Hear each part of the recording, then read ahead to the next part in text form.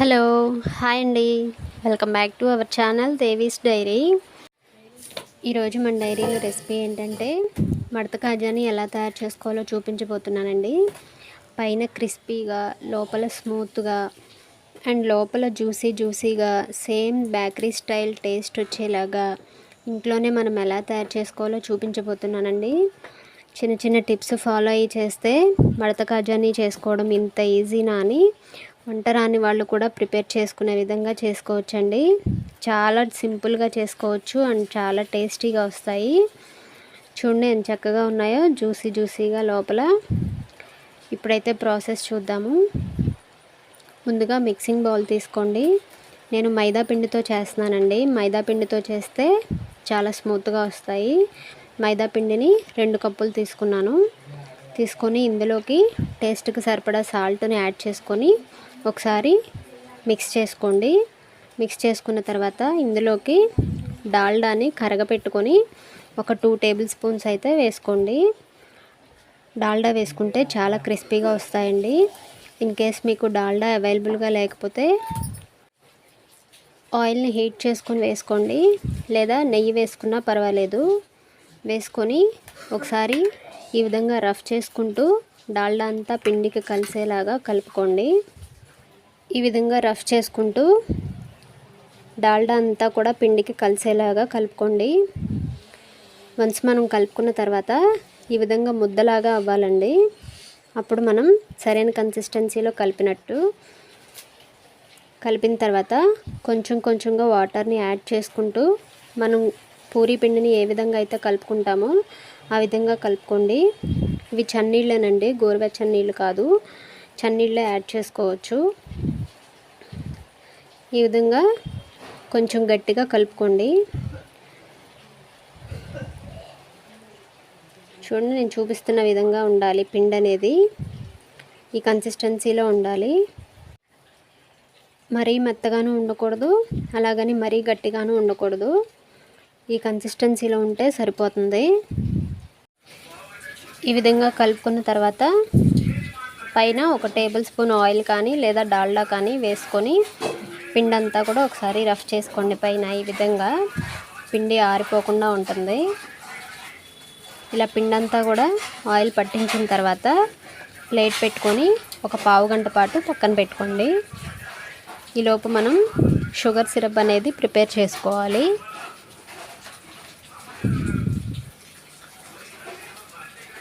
పక్కన పెట్టుకున్న తర్వాత స్టవ్ మీద ఒక ప్యాన్ పెట్టుకొని అందులోకి మనం ఏ కప్పుతో అయితే మనం మైదా తీసుకున్నామో అదే కప్పుతో 2 కప్పుల షుగర్ని తీసుకోవాలి. మనం మైదా అయితే ఎంత క్వాంటిటీ తీసుకున్నామో షుగర్ కూడా సేమ్ క్వాంటిటీ తీసుకోవాలి. అలాగే సేమ్ కప్పుతో 2 కప్పుల వాటర్ పోసుకోవాలి. కొలతలు మళ్ళీ ఒకసారి చూడండి. 2 కప్పుల మైదా, 2 కప్పుల షుగర్ అండ్ వాటర్ కూడా 2 కప్పులు. ఇలా వాటర్ కూడా యాడ్ చేసుకున్న తర్వాత ఒకసారి బాగా మిక్స్ చేసుకోండి. స్టవ్ని మీడియం ఫ్లేమ్లో ఉంచుకోండి. మిక్స్ చేసుకున్న తర్వాత షుగర్ అంతా కూడా కరిగిపోయింది కదా. ఇప్పుడు జస్ట్ ఒక పావు టేబుల్ స్పూను సాల్ట్ని అయితే యాడ్ చేసుకోండి. యాడ్ చేసుకున్న తర్వాత ఇలా రోలింగ్ బాయిల్ వచ్చిన తర్వాత ఇలాచీ పౌడర్ ఉంటే వేసుకోండి, లేదంటే 2 యాలకుల్ని ఈ విధంగా క్రష్ చేసుకొని వేసుకోండి. ఇలా రోలింగ్ బాయిల్ వచ్చిన తర్వాత మనకి మరీ తీగ పాకం కానీ ముదురు పాకం కానీ రానవసరం లేదండి. జస్ట్ ఇలా స్టిక్కీగా అంటుకుంటే చాలు. ఈ విధంగా స్టిక్కీగా అంటుకుంటే చాలు. ఈ కన్సిస్టెన్సీలో ఉన్నప్పుడు స్టవ్ ఆఫ్ చేసుకోండి. చూడండి, పాకం అనేది, షుగర్ సిరప్ అనేది కొంచెం చిక్కబడింది. ఇప్పుడు ఇందులోకి ఒక నిమ్మకాయ తీసుకొని అందులో 1/2 చెక్క రసం అయితే పిండుకోండి, నిమ్మరసం. ఎందుకంటే ఈ షుగర్ సిరప్ గట్టి పడకుండా ఉంటుంది. నిమ్మరసం వేసిన తర్వాత మొత్తం ఒకసారి మిక్స్ చేసుకొని మూత పెట్టుకొని పక్కన పెట్టుకోండి. తర్వాత మనం కలుపుకున్న మైదా పిండిని ఒకసారి మూత తీసి చూడండి. పిండి చూడండి స్మూత్గా ఉంది. దీన్ని మళ్ళీ ఒక 1 మినిట్ పాటు ఈ విధంగా మెత్తగా కలుపుకోండి. కలుపుకున్న తర్వాత చేతిలోకి ఒక ముద్దను తీసుకోండి, కొంచెం పెద్ద సైజు తీసుకోండి. తీసుకున్న తర్వాత మిగతా పిండిని మూత పెట్టేసుకొని పక్కన పెట్టుకోండి, ఆరిపోకుండా ఉంటుంది. ఇప్పుడు చాపింగ్ బోర్డ్ మీద పొడి పిండిని చల్లుకొని మనం చపాతీని అయితే ఏ విధంగా రోల్ చేసుకుంటామో అలా రోల్ చేసుకోవాలి. మనకి వీలైనంత పలుచగా రోల్ చేసుకోవాలి. ఈ పిండి ముద్ద అనేది ఎంతవరకు రోల్ చేసుకోవచ్చో అంత పెద్దగా రోల్ చేసుకోవాలి. స్టిక్కీగా అంటుకోకుండా ఈ పొడి పిండిని చల్లుకుంటూ రోల్ చేసుకోవాలి. చూడండి, ఈ విధంగా రోల్ చేసుకోవాలి. బాగా పలుచగా ఉండాలన్నమాట. రోల్ చేసుకున్న తర్వాత దీనిపైన ఒక టేబుల్ స్పూన్ డాల్డా కానీ ఆయిల్ కానీ వేసుకొని ఈ చపాతీ పైన అంతా ఈ విధంగా గ్రీస్ చేసుకోండి. గ్రీస్ చేసుకొని టీ స్ట్రైనర్ ఉంటుంది కదా, అందులోకి మైదా పిండి వేసుకొని ఈ విధంగా చల్లుకోండి. ఈ విధంగా చల్లుకోండి. లేదంటే తక్కువ పడుతుంది అనుకుంటే చేత్తోనే పొడిపిండిని చల్లుకొని ఈ విధంగా మొత్తం గ్రీస్ చేసుకోండి. పొడిపిండితో చేసుకున్న తర్వాత నేను చూపిస్తున్న విధంగా కొంచెం కొంచెంగా ఫోల్డ్ చేసుకోండి. ఫోల్డ్ చేసుకున్న ప్రతిసారి పొడిపిండిని వేసుకోవాలండి. ఇది చాలా ఇంపార్టెంట్.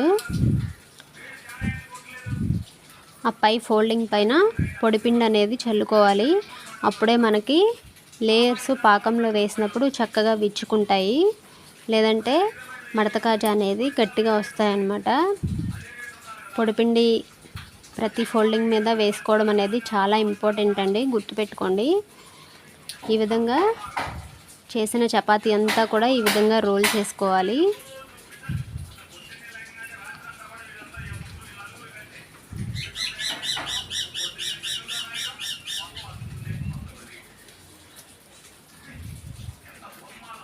చూస్తున్నారు కదా, పైన పొడిపిండి చల్లుకుంటూ ఈ విధంగా జస్ట్ కొంచెం ప్రెస్ చేయండి. ఫోల్డ్ చేసిన తర్వాత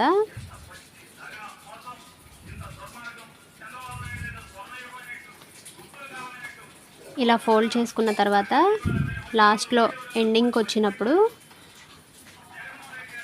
పొడిపిండి చల్లుకొని ఒకసారి ప్రెస్ చేసుకున్న తర్వాత ఎడ్జెస్కి ఒకసారి వాటర్ చేతిని తడి చేసుకొని ఆ ఎడ్జెస్కి వాటర్తో తడపాలన్నమాట. ఈ విధంగా తడిపిన తర్వాత ఎడ్జెస్ని పైన అంటించాలి. స్టిక్కీగా అంటుకుపోతుంది అట్లా. ఇవి లేయర్స్ ఊడిపోకుండా ఉంటాయి. అట్లా అంటించిన తర్వాత ఒక 2-3 టైమ్స్ ఈ విధంగా అనండి. అనిన తర్వాత ఎడ్జెస్ ఊడిపోకుండా వాటర్తో అంటించండి. అంటించిన తర్వాత చాక్ తీసుకొని చాకు కూడా స్టిక్కీగా అంటుకోకుండా ఇలా పొడిపిండితో గ్రీస్ చేయండి. ఫస్ట్ ఎడ్జెస్ కట్ చేసి పక్కన పెట్టేసేయండి. తర్వాత 1 ఇంచు గ్యాప్తో ఈ విధంగా చిన్న చిన్న ముక్కల్లాగా కట్ చేసుకోండి. కట్ చేసుకున్న తర్వాత ఒక పీస్ తీసుకొని జస్ట్ వేల్తో ఈ విధంగా జస్ట్ ప్రెస్ చేయండి.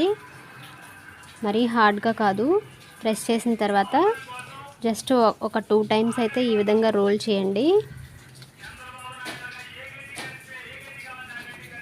రోల్ చేస్తే లేయర్స్ అనేవి చక్కగా వస్తాయి. మరీ గట్టిగా ప్రెస్ చేశారంటే లేయర్స్ విచ్చుకోవు. అందుకే జస్ట్ పైన కొంచెం ప్రెస్ చేసి స్మూత్గా రోల్ చేయండి. ఈ విధంగా అన్నీ రోల్ చేసుకున్న తర్వాత స్టవ్ మీద ప్యాన్ పెట్టుకొని డీప్ ఫ్రైకి సరిపడా ఆయిల్ వేసుకోండి. ఆయిల్ వేసుకొని ఆయిల్ మీడియం హీట్లో ఉన్నప్పుడు వేసుకోవాలండి. ఆయిల్ అనేది మరీ చల్లగాను ఉండకూడదు, అలాగని మరీ హీట్గాను ఉండకూడదు. మీడియం ఫ్లేమ్లో పెట్టుకొని మీడియం హీట్లో ఉన్నప్పుడు ఇవి వేసుకోవాలి. వేసుకున్న 1 మినిట్కి ఇలా పైకి వస్తాయి. పైకి వచ్చిన తర్వాత ఒక్కొక్క దాన్ని టర్న్ చేసుకుంటూ తిప్పుకుంటూ ఉండండి. స్టవ్ మీడియం ఫ్లేమ్లో ఉంచుకొని వీటిని ఫ్రై చేసుకోవాలి. లో ఫ్లేమ్లో పెట్టుకొని ఫ్రై చేసుకున్నట్లయితే ఇవి గట్టిగా అవుతాయండి. అదే హై ఫ్లేమ్లో పెట్టుకున్నామంటే లేయర్స్ విడిపోతాయి. సో అందుకని మీడియం ఫ్లేమ్లో పెట్టుకొని లైట్ గోల్డెన్ కలర్ వచ్చేంత వరకు ఫ్రై చేసుకోండి. చూడండి, ఈ విధంగా వచ్చినప్పుడు వీటిని తీసేసుకోవాలి. లేయర్స్ చూడండి ఎంత చక్కగా విచ్చుకున్నాయో.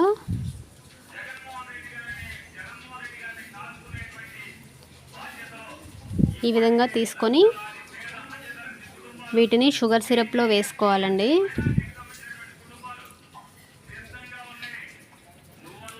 షుగర్ సిరప్ ఆల్రెడీ మనం తయారు చేసుకొని పక్కన పెట్టుకున్నాం కదా. చల్లారిపోయింది అనుకుంటే కనుక మళ్ళీ ఒకసారి స్టవ్ మీద పెట్టుకొని గోరువెచ్చని హీట్లో ఉండేటప్పుడు ఇవి వేసుకోవాలి. వేసుకొని కిందకి పైకి టర్న్ చేసుకుంటూ మొత్తం కలుపుకొని మినిమం ఒక 30 సెకండ్స్ వరకు ఉంచండి. ఇందులో మరీ ఎక్కువసేపు ఉంచినా కూడా మడత కాజా అనేది క్రిస్పీగా రాకుండా మెత్తగా అయిపోతాయండి. ఎక్కువసేపు ఉంచొద్దు, జస్ట్ 30 సెకండ్స్ అయితే సరిపోతుంది. ఈ విధంగా టర్న్ చేసుకుంటూ కిందకి పైకి మొత్తం ఒకసారి కలుపుకోండి. కలుపుకొని వీటికి సర్వింగ్ బౌల్లోకి తీసేసుకోవడమే.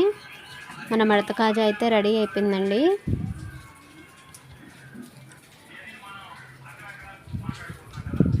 చాలా టేస్టీగా ఉంటాయండి. సేమ్ బేకరీలో తెచ్చుకుంటే మనం ఏ విధంగా టేస్ట్ ఉంటాయో అలానే ఉంటాయి. లేయర్స్ కూడా చూడండి చక్కగా విచ్చుకున్నాయి. చూడండి ఎంత క్రిస్పీగా ఉన్నాయో. బ్రేక్ చేస్తే చూడండి జ్యూసీగా